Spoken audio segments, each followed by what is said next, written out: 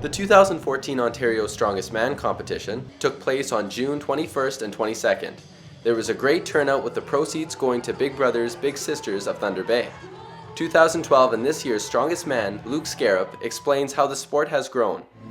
The event itself, the Ontario Strongest Man competition, has been taking place since around early 2000s. It's kind of a niche sport that's grown from a television show that was started in the 70s.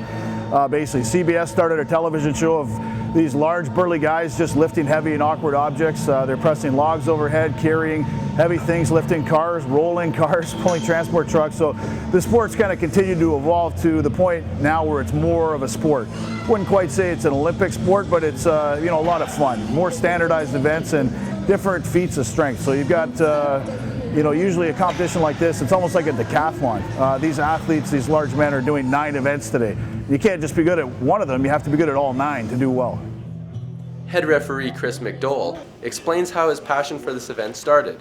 I competed in the West, so as I said, when we broke up those divisions, I competed in the Western division.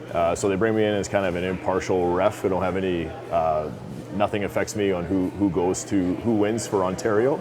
I've been close friends with 50% of the competitors here, and yeah, just I love the sport and I love helping out, and just want to see it grow. So, 3-time strongman Paul Valancourt shares his rigorous training schedule. I train 4 days a week, 3 days a week in the gym with using barbell movements. It's like a normal athletic or strength athlete would.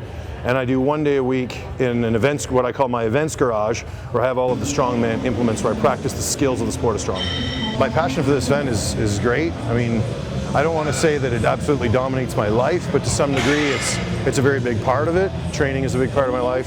Competing in strongman is a big part of my summer. My work schedule and my life schedule revolves around strongman. Strongman is very much an individual sport, but Ben talks about the team aspect of the sport. The sport of strongman, in my opinion, is a great sport to get into.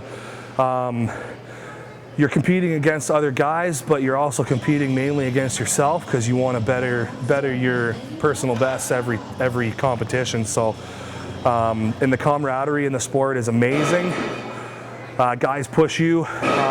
My training partner, I compete with him on a regular basis, so he's always pushing me in training to get me better, and he feeds off of the energy that I give because he wants to beat me as well. So it's give and take. Sure, you can get heated in competitions between guys, but when the show is over, it's left all out on the table and nobody holds any grudges against anybody. So it's a great sport to get into, and it's fun.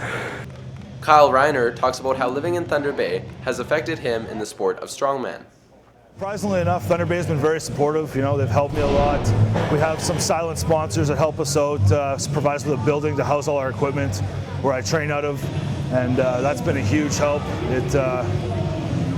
We're one of the strongest cities in Canada, obviously. We have 7 provincial level competitors competing today.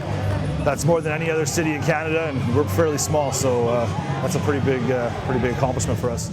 To find out more about this event, check out Thunder Bay Strongman and Ontario's Strongest Man 2014 on Facebook, or ontariostrongman.ca, or Luke's personal website, lukescarab.com. For Go Thunder Bay, I'm Cam Thomas.